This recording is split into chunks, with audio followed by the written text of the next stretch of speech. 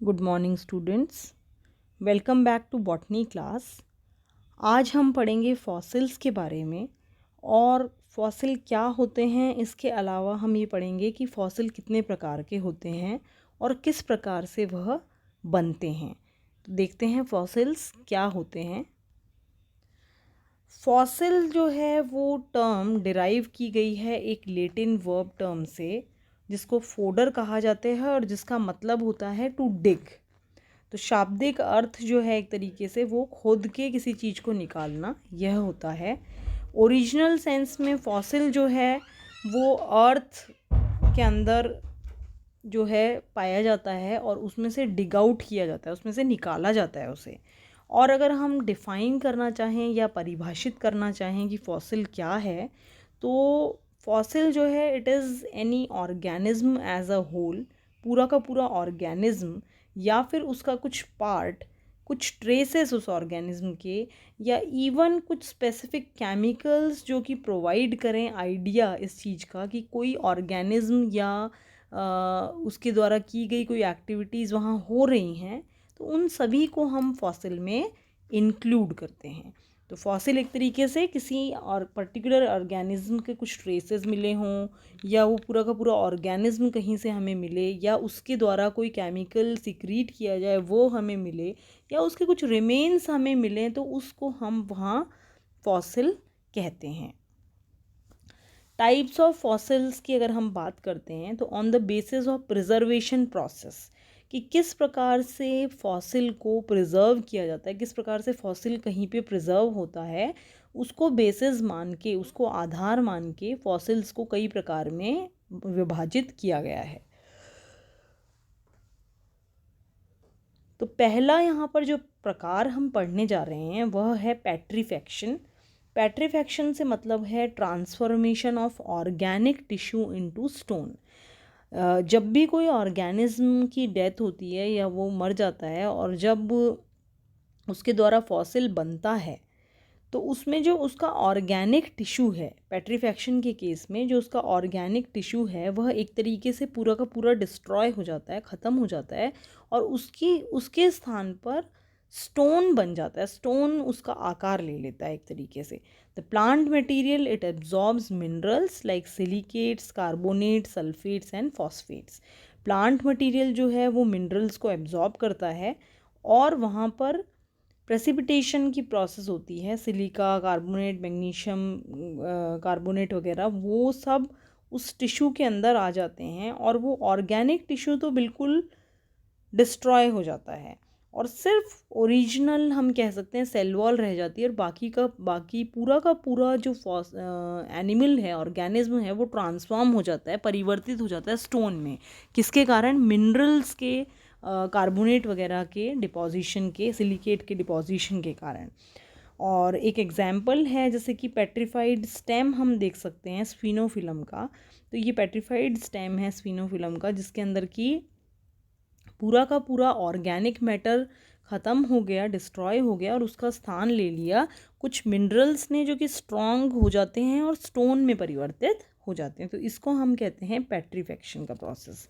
दूसरा प्रोसेस है कास्ट या इनक्रस्टेशन, जो कि कॉमन टाइप है फॉसिल में, और इसमें प्लांट पार्ट जो है एक तरीके से पूरा सैंड से कवर हो जाता है, और धीरे धीरे जैसे जैसे टाइम गुजरता है प्लांट मटेरियल अंदर से गल जाता है या सड़ जाता है और एक हॉलो क्रिएट, एक कैविटी क्रिएट कर लेता है।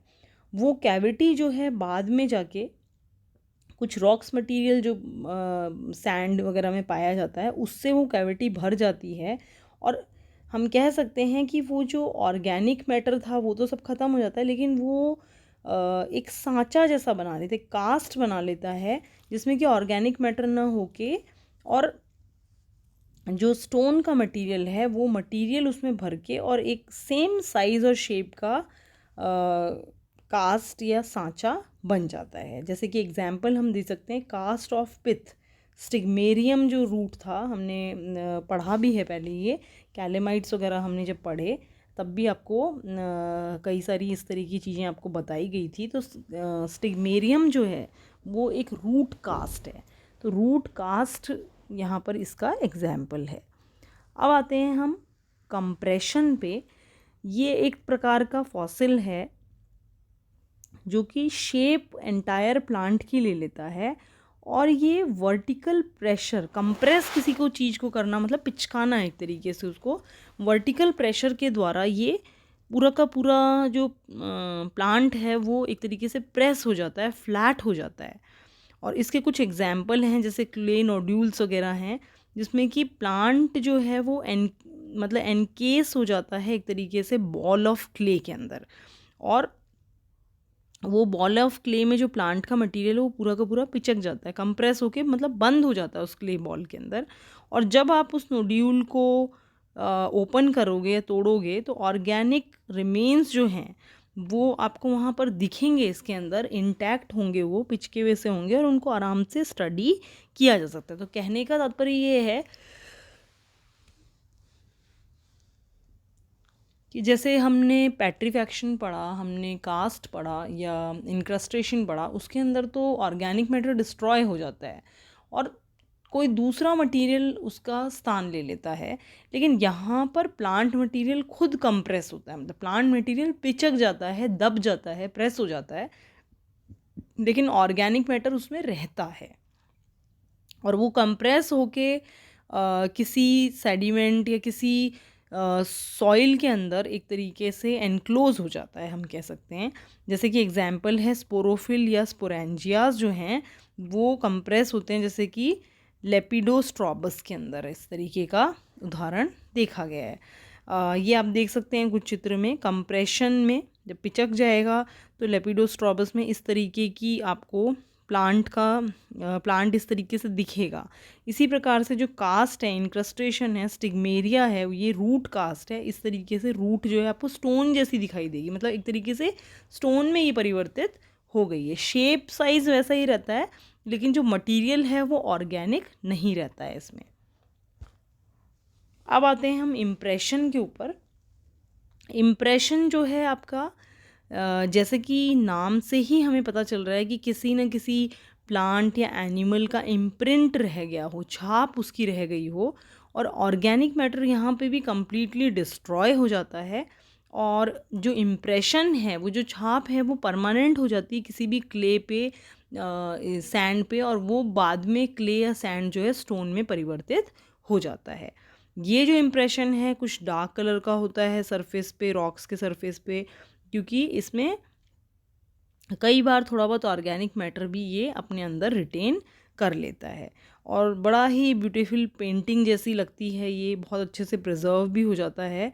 और कई बार आप देखेंगे कि जो एपिडर्मिस वगैरह है प्लांट की, कुछ स्टोमेटास हैं, वो भी बहुत क्लियरली इसके अंदर आपको देखने को मिल सकते हैं। अब आते हैं हम एम्बर और स्यूडो फॉसिल्स के ऊपर। एम्बर से मतलब है ऐसा स्टोन जो कि फुटप्रिंट किसी एनिमल का दिखाता है, किसी वर्म जो है वो अगर वहाँ पर दब गया है तो उसको दिखाता है।